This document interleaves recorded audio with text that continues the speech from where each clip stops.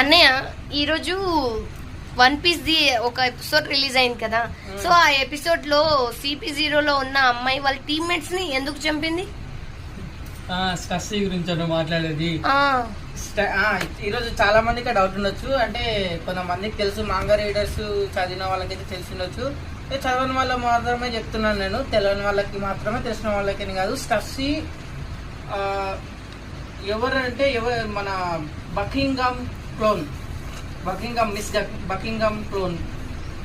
అంటే miss Buckingham ఎవరంటే racks పైరేటేనా?